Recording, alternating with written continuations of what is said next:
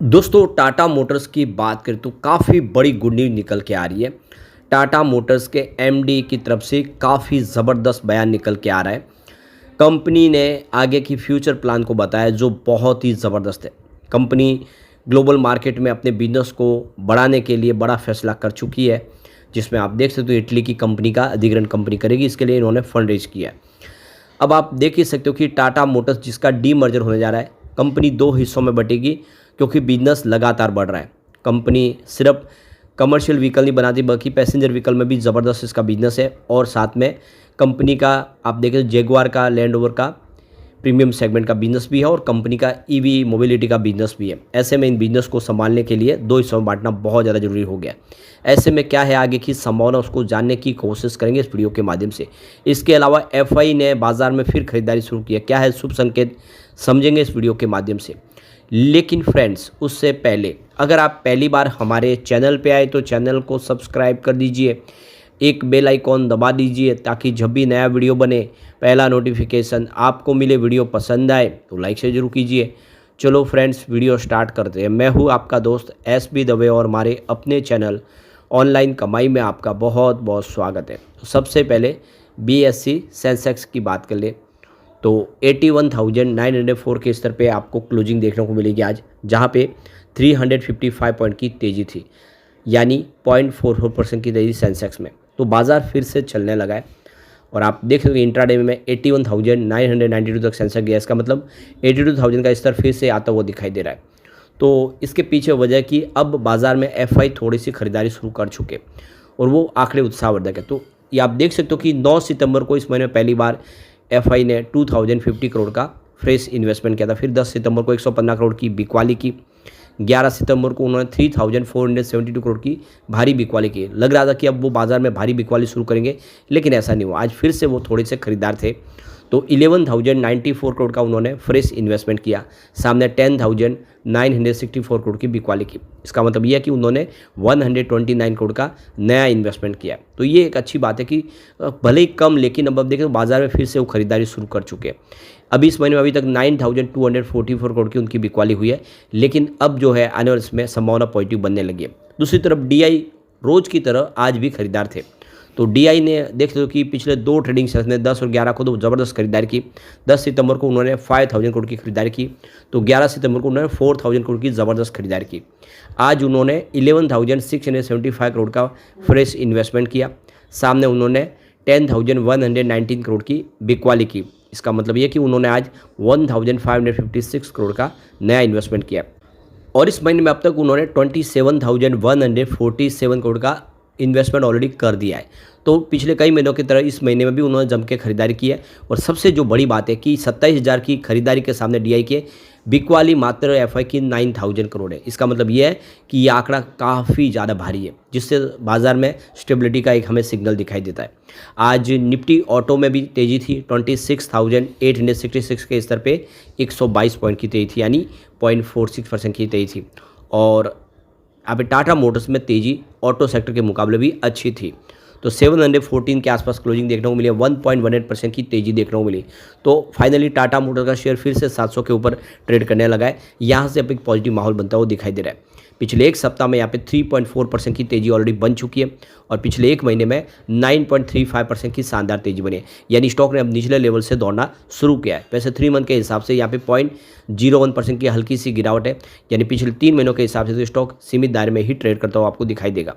पिछले 6 महीनों में यहाँ पे 7.03% की तेज़ी बनी है, जबकि बात करें 9 मंथ की तो यहाँ पे 9.04% की गिरावट है। तो काफ़ी दबाव में स्टॉक था, लेकिन अब यहाँ से बेहतर होता हुआ दिखाई दे रहा है।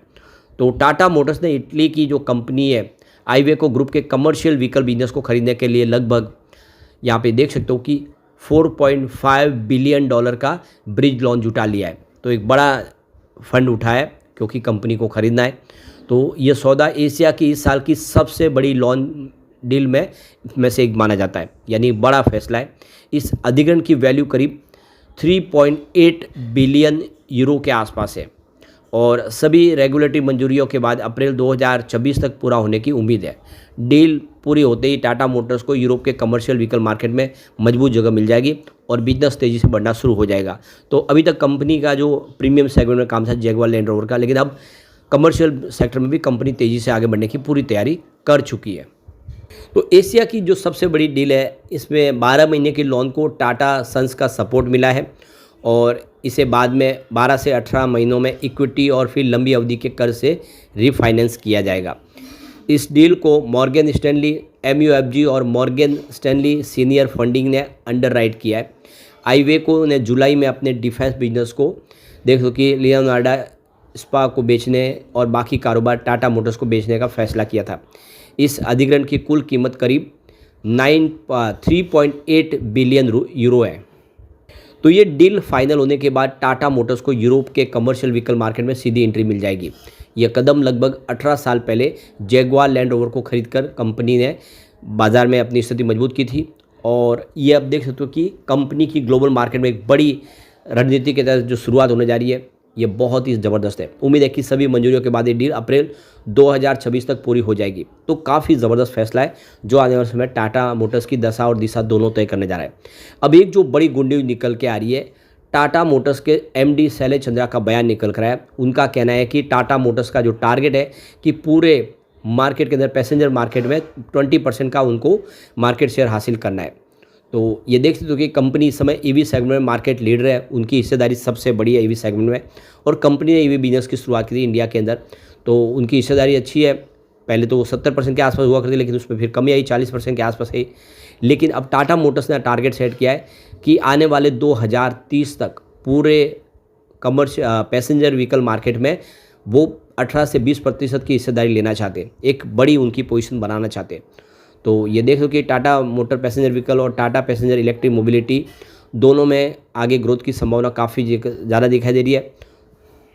तो यहाँ पे शैलेश चंद्रा का कहना है कि उन्होंने अपना जो गोल सेट किया है कि 1 मिलियन यूनिट का एनुअल सेल्स ग्रोथ भी वो देखना चाहते हैं आने वाले समय में। फाइनेंशियल ईयर 2026 से लेकर 2030 में कंपनी 33,000 करोड़ से लेकर 35,000 करोड़ तक का PV बिजनेस में निवेश करना चाहते हैं और 16,000 करोड़ से लेकर 18,000 करोड़ तक का बिजनेस EV पोर्टफोलियो के लिए वो निवेश करना चाहता है कि दोनों में ही तेज़ी से अपने बिजनेस को आगे बढ़ाने की तैयारी कर ले। तो कंपनी का फ्यूचर प्लान ज़बरदस्त है। इसके अलावा कंपनी अपने बिजनेस को 2 हिस्सों में बांटने की तैयारी कर चुकी है। PV बिजनेस अलग होगा, कमर्शियल व्हीकल का बिजनेस अलग होगा। तो डीमर्जर के लिए NCLT की अप्रूवल भी मिल चुकी है। ऐसे में शैलेश चंद्रा का कहना है कि जल्द ही हम इस प्रक्रिया को पूरी कर लेंगे और कंपनी 2 हिस्सों में बढ़ जाएगी। तो पैसेंजर व्हीकल के बिजनेस के साथ में देखें तो EV का बिजनेस भी होगा और जैगुआर लैंड रोवर का बिजनेस भी होगा और एक तरफ दूसरी तरफ देखें तो पूरा कमर्शियल व्हीकल का बिजनेस होगा। तो शैलेश चंद्रा का कहना है कि इस दिसंबर क्वार्टर तक हम अपना पूरा डीमर्जर का जो प्रोसीजर कंप्लीट कर लेंगे। तो बिल्कुल हमारे सामने वो फाइनल डेट भी आ चुकी है, दिसंबर क्वार्टर होगा फाइनल डेट जिसमें कंपनी अपना डीमर्जर कंप्लीट कर लेगी। इसके अलावा शैलेश चंद्रा ने यह भी कहा है कि EV सेगमेंट में अपना जो 30% का मार्केट शेयर आगे भी बरकरार रख पाएंगे और इसमें मार्केट लीडर हमेशा बने रहेंगे। तो ज़बरदस्त गुड न्यूज़ है और हम कह सकते हैं कि आने वाला समय है जो टाटा मोटर्स के लिए काफ़ी बेहतर होने जा रहा है। लेकिन फ्रेंड्स, कोई भी इन्वेस्टमेंट करने से पहले अपने फाइनेंशियल एडवाइजर से एडवाइस ले लें या अपना खुद का रिसर्च करें, क्योंकि मैंने वीडियो आपके एजुकेशनल पर्पज़ के लिए ही बनाया। वीडियो पसंद आए तो लाइक से जरूर कीजिए और चैनल को सब्सक्राइब कर दीजिए। Thank you friends.